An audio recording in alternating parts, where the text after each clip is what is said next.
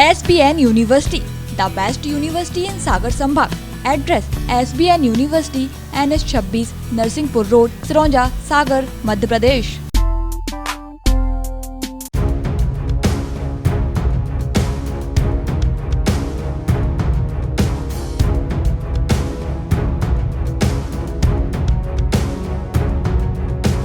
सागर के RTO office के पास स्थित कबीर आश्रम धाम में इन दिनों सत्संग का आयोजन किया जा रहा है, जिसमें देश प्रदेश के राष्ट्रीय संत आए हुए हैं।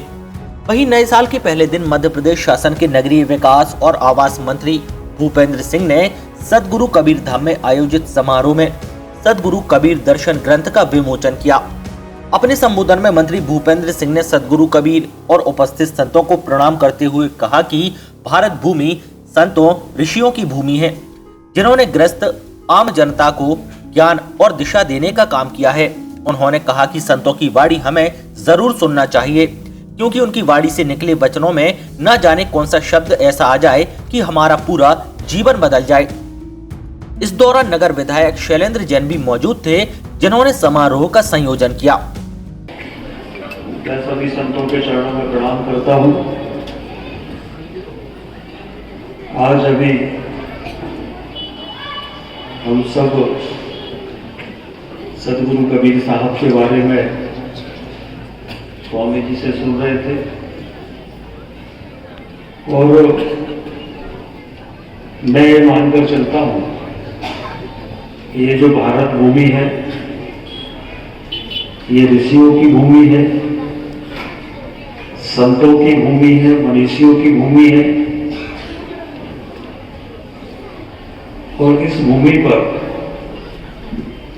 हमेशा संतों ने, महापुरुषों ने, मनीषियों ने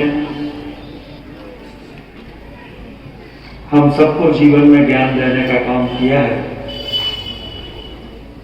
उनके मार्गदर्शन से ये समाज, ये धर्म, ये संस्कृति,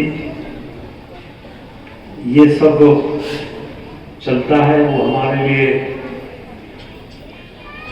उनका जो शब्द होते हैं, वो हमें जीवन में दिशा देने का काम करते हैं। मैं ऐसा मानता हूँ कि जब भी जीवन में अवसर मिले, जब भी समय मिले, तो संतों की वाणी हमें जरूर सुनना चाहिए। और संतों की वाणी में ना जाने कब कौन सा ऐसा शब्द आ जाए जिससे हमारा जीवन ही बदल जाए, और इसलिए संतों की वाणी हमेशा। वहीं सदगुरु कबीर दर्शन ग्रंथ के विमोचन समारोह में आमंत्रित संतगण चरणदास बाबू महाराज लेवड़ी सौराष्ट्र गुजरात, आचार्य विचारदास मगहर, आनंद दास जी चित्रकूट समेत अन्य जगहों से आए हुए संत मौजूद थे। उनका दर्शन क्या है, उनकी फिलॉसफी क्या है, तो आज आदमी को गुमराह हो गया है, इतनी सारी विसंगतियां निर्मित कर दी। यहां पर एक मेरे को उदाहरण याद आया, मैं आपको सुनाई देता हूं। किसी गर्मी के दिनों में किसी घने जंगल में 4 राहगीर आ रहे थे। 4 राहगीर यात्रा कर रहे थे। जोरों से प्यास लगी, और जोरों से प्यास लगी, एक मौलसेरी का वृक्ष दिखाई दिया, शीतल छाया थी, उसके चबूतरे पर लेट गए। एक उसमें ब्राह्मण था, एक मुसलमान था, और एक पहलवान था, और एक बनिया था। 4 राहगीर थे। अब चारों लेट जाते हैं। उस पेड़ पर, मौलसेरी के पेड़ पर एक चिड़िया बोल रही थी। तो इतने में चिड़िया की आवाज सुनी तो पंडित जी उठ के बैठ गए। बोले देखो चिड़िया क्या बोल रही है। बोले तुम लोग जानते हो? बोले क्या बोल रही है? बोले चिड़िया बोलती है रामकृष्ण दशरथ, रामकृष्ण दशरथ, रामकृष्ण दशरथ। तो इतने में मुसलमान भी कब रुकने वाला था, मुसलमान भी उठ के बैठ गया। बोले तुम नहीं जानती चिड़िया क्या कह रही है? तो क्या कह रही है? चिड़िया कहती है शहान कुदरत, शहान कुदरत, शहान कुदरत। तो पहलवान भी नहीं चुकने वाला था, वो भी उठ के बैठ गया।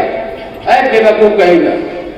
सहान कुदरत थोड़ी कहती चिड़िया, न रामचंद्र दशरथ कह रही है, न सहान कुदरत कह रही है।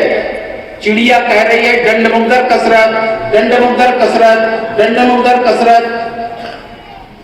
बानिया थोड़ा सा न्यूज का कहता है कि ठीक है तो आप तीनों नहीं समझे, चिड़िया की भाषा मैं समझ गया हूं, मैं कोक शास्त्र पढ़ा हूं।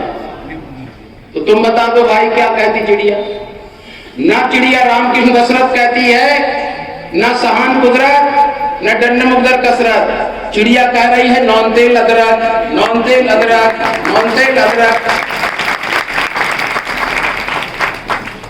वास्तव में एक चिड़िया को अपने अपने गुण स्वभाव और अपने अपने कर्म मीमांसा के अनुसार उनका अर्थ लगा लिया, लेकिन चिड़िया जो कह रही है वो चिड़िया की भाषा चिड़िया ही जान सकती है। इसलिए प्यारे बंधुओं, बड़े चिंता और खेद के साथ में हमारी ऐतिहासिक सभा होगी। इस सभा में हमारे जो शासन के विश्वविद्यालय से विद्वान आए हैं, मैं उन सब से भी मैं उनको दो शब्द उनका। स्वामी विवेकानंद विश्वविद्यालय सागर।